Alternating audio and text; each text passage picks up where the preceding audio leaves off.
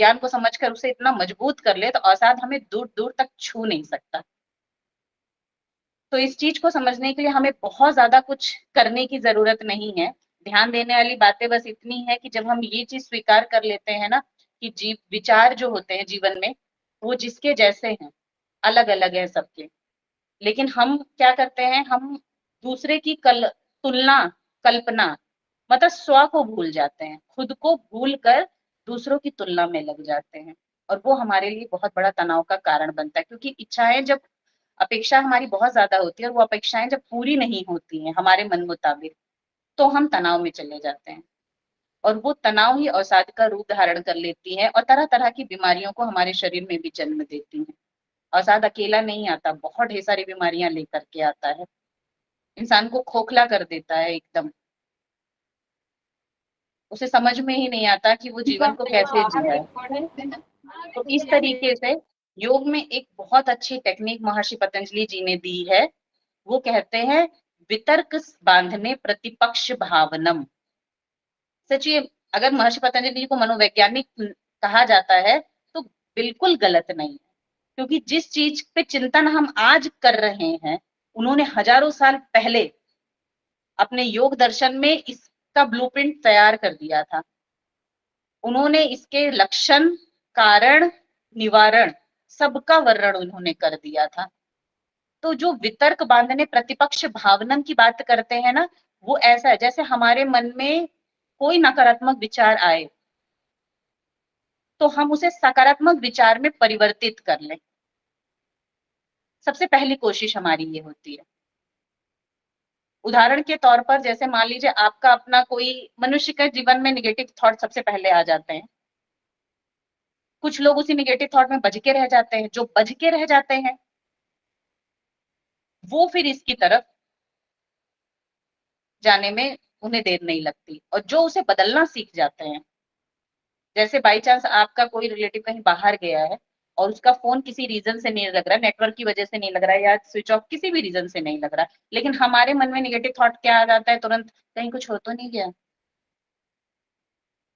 खूब ऊटपटांग खेलेंगे। और एक बार हमारा चित्त नकारात्मक चीजों की तरफ भागना शुरू होता है, फिर थॉट नकारात्मक आने शुरू हो जाते हैं। अगर हम उसी वक्त उन नकारात्मक विचारों को सकारात्मक विचारों में कन्वर्ट कर दे कि हो सकता है स्विच ऑफ हो गया हो सकता है नेटवर्क में ना हो, जब देखेंगे तो हो सकता है कॉल कर दे। क्योंकि प्रेजेंट टाइम को, वर्तमान, वर्तमान की जो बात करते हैं, जो श्रीमद् भगवत गीता से लेकर हर उसमें हमारे ज्ञान परंपरा में कही जाती है, वर्तमान में कर्म हमारे हाथ में है। भविष्य में तो जो होना है, देखिए उसमें जो होना है वो तो होगा, वो हमारे चिंतन करने से बदल नहीं जाता। लेकिन जब हम चिंतन करते हैं तो हम कार्टिसोल लेवल को इतना हाई कर देते हैं कि वो फ्लाइट एंड फाइट मोड में चला जाता है, वो हार्मोन्स हमारा, तो हमारे शरीर में वो स्ट्रेस हार्मोन सिक्रेट कर देता है। और वो स्ट्रेस हार्मोन्स हमारे कितने ऑर्गन को डिस्टर्ब करता है, कितनी चीजों को डिस्टर्ब करता है कि हम उस बीमारियां और अवसादों की तरफ में धीरे धीरे उसके गड्ढे में जाना शुरू कर देते हैं। ये जीवन की रोजमर्रा की चीजों में बहुत छोटी छोटी चीज है, लेकिन हमारा ब्रेन कब निगेटिविटी के लिए ट्रेंड, हम उसको ऑटोमेटिक हम खुद ट्रेंड करते हैं, वो कहीं और से ट्रेंड नहीं होता, हम खुद उसे ट्रेंड करते हैं। तो इस, अगर बाई चांस किसी के साथ ऐसा होता है कि उसको निगेटिव थॉट सबसे पहले परेशान करते हैं, तो उसको ये टेक्निक जरूर अपनी चाहिए, प्रतिपक्ष बांधने, इसकी प्रतिपक्ष भावना, जैसे नकारात्मक थॉट आए उन्हें सकारात्मक थॉट में परिवर्तित करना, ये जरूर हमें अपने जीवन में अप्लाई करना चाहिए।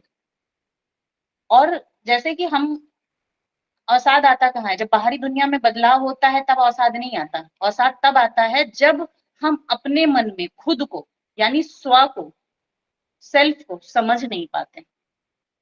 जैसे कि हम दूसरे को देखते हैं कि अरे उनके पास इतना सब कुछ है, हमारे पास नहीं है, और हम इस चिंता में लग जाते हैं, लेकिन हम ये नहीं समझते उनकी परिस्थितियां, उनकी चीजें उनकी कैसी हैं। जैसे कहते हैं ना, दूसरे के थाली का घी लड्डू सबसे अच्छा लगता है, लेकिन जब वो वही जानता है कि उसके जीवन के क्या संघर्ष होंगे, उसके जीवन का क्या होगा। लेकिन मनुष्य की सबसे बड़ी इस परिस्थिति में जाने का कारण ये भी हो जाता है दूसरों से की गई तुलना, चाहे हम अपने बच्चों की किसी से कर लें या हम खुद किसी की तुलना में हो जाएं, ये भी जब हमारी पूरी नहीं होती तो हम अपने आप को, अपने स्व को विचारों के अधीन कर देते हैं। जैसे आम का पेड़ है मान लीजिए, वो ये कभी नहीं कहता कि मैं गुलाब क्यों नहीं हूँ, और गुलाब कभी ये नहीं कहता कि मैं आम क्यों नहीं हूँ। आम की अपनी खासियत है, गुलाब की अपनी खासियत है। ऐसे ही परमात्मा की बनाई हर एक चीज की अपनी खासियत है। उसे कैसे सजाना है, कैसे संवारना है, हाँ ये कर्म हमारे हाथ में अवश्य है, लेकिन उसे चिंतन में करके, हताश करके, तनाव में आकर, अवसाद करके, उसे बीमारियों में ढकेल कर अगर हमें कोई चीज मिलने की उम्मीद करते हैं ना, तो वो हमारी सबसे बड़ी बेवकूफी होगी। हमें उसी में सुधारना है, संवारना है, सजाना है, तो वो चीज सही है। तो एक अंत में मैं ये एक बात जरूर कहना चाहूंगी कि जो हमारे यहाँ योग में टेक्निक है वो कई तरीके से हैं। अब हम इलाज की तरफ थोड़ा बढ़ते हैं। हम अष्टांग योग के बारे में सुनते हैं, बहुत लोगों ने सुना होगा इसमें अष्टांग योग, महर्षि पतंजलि जी का ही दिया हुआ अष्टांग योग है। उस अष्टांग योग में 8 अंग का वर्णन करते हैं। अगर उन 8 अंगों को भी हम समझकर अपने जीवन में उतारने का प्रयास करें ना, तो हम अपने मन को, अपनी विल पावर को इतना मजबूत कर सकते हैं कि हम इसके, ये हमसे बहुत दूर भागता रहेगा। हम कभी अवसाद के परिस्थितियां चाहे जीवन में कैसी भी आए, हम लड़ सकते हैं इससे, परिवर्तन को स्वीकार कर सकते हैं, चैलेंजेस को अपने हिसाब से ढाल सकते हैं। इतनी पावर आ जाती है, जिसमें हमारा यम नियम आसन प्राणायाम प्रत्याहार धारणा ध्यान है। समाधि तक किसी को, ज्यादातर लोग नहीं जाना चाहते, ध्यान तक आते हैं। तो यम, जिसमें हम समाज के, क्योंकि हम समाज का हिस्सा है, हम समाज से भागकर दूर होकर के नहीं रह सकते। तो जिस समाज में हम रहते हैं उस समाज के लिए भी हमारा कर्तव्य बनता है, क्योंकि अगर वो भी सही है हमारे इर्द गिर्द, तो भी हम उसमें सुरक्षित हैं, जिसमें हमारा सत्य, अहिंसा, परिग्रह, ब्रह्मचर्य, ये 4 चीजें आ जाए, 5 चीजें आ जाती हैं। नियम हमारे लिए व्यक्तिगत हो जाते हैं, जिसमें कहते हैं हम शौच संतोष तप स्वाध्याय ईश्वर प्रधानानि। देखिए इसमें संतोष, तप की बात करी गई, संतोष की बात करी गई, और स्वाध्याय की बात करी गई है। तो हमें आजकल जैसे बच्चे, हम जो हमारे हैं, वो जब एग्जाम में जिस हिसाब से वो सोचते हैं, परीक्षा कोई कॉम्पिटिशन के एग्जाम देते हैं, उनका परिणाम उनके मुताबिक नहीं आता है, तो देखा गया है कि बहुत से बच्चे सुसाइड कर लेते हैं और साथ में जाकर।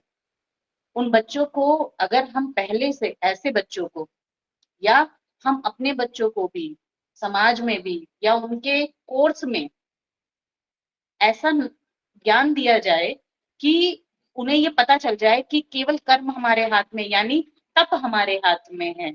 और जिस बच्चे ने तप की अग्नि में अपने आप को जलाया है, तो उसके बाद उसे पता होना चाहिए परिणाम का संतोष हमें बहुत जरूरी है।